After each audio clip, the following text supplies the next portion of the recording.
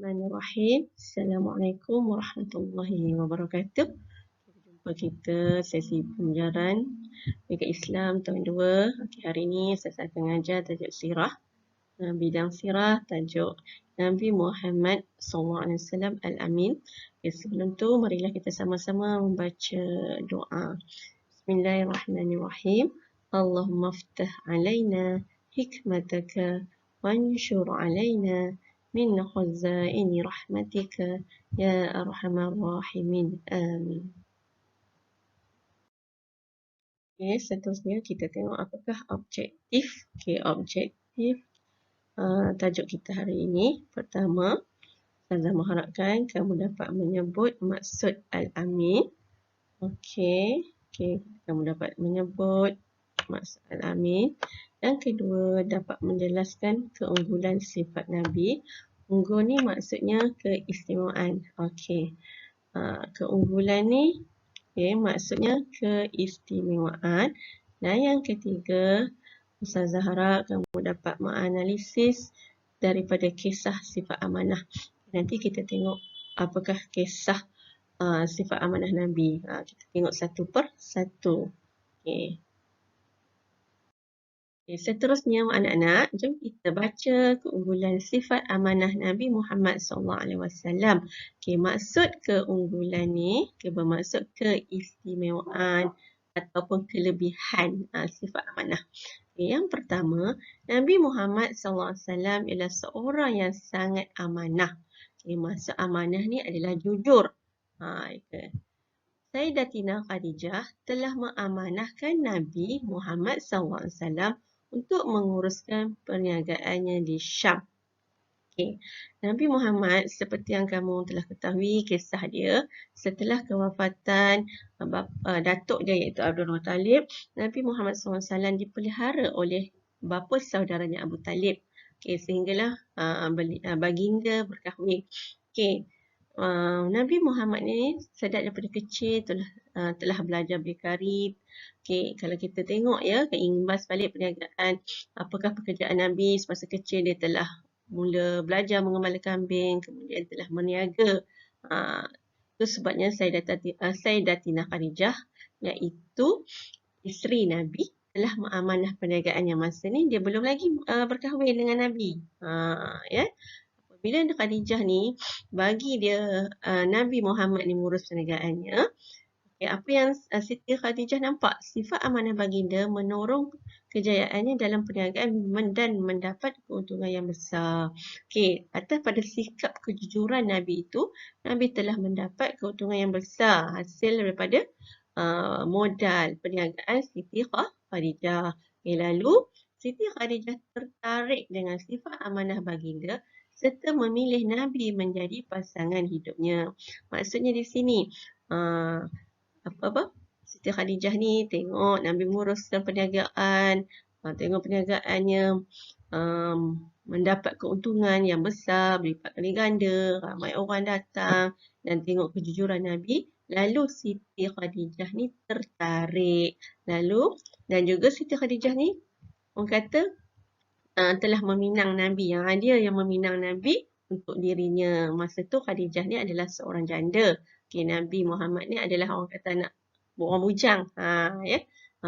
Itulah tertarik dengan sifat amanah Nabi.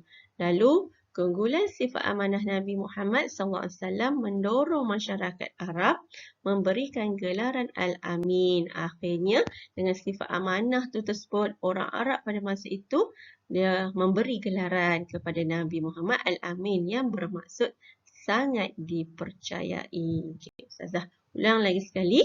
Al-Amin bermaksud sangat dipercayai.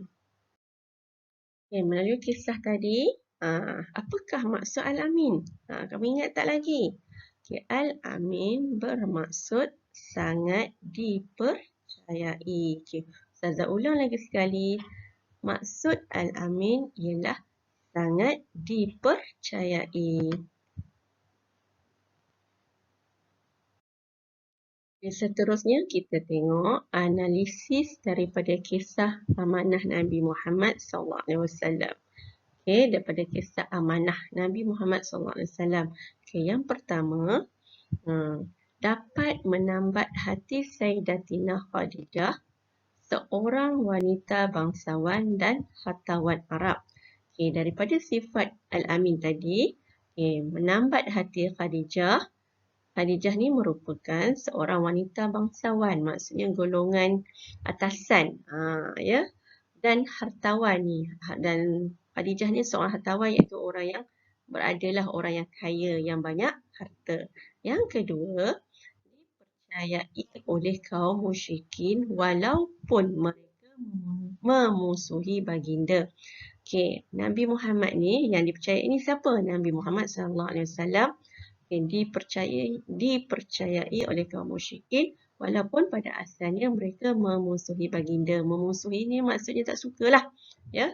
Yang ketiga, kejayaan Nabi Muhammad SAW di dalam perniagaan sehingga mendapat keuntungan besar atas sifat amanah baginda, iaitu kesan daripada kejayaan, orang kata kesan daripada amanah Nabi tadi yang bersifat yang yang dipercayai, maka Nabi telah mendapat kejayaan besar dalam perniagaan dan mendapat keuntungan yang berlipat kali ganda.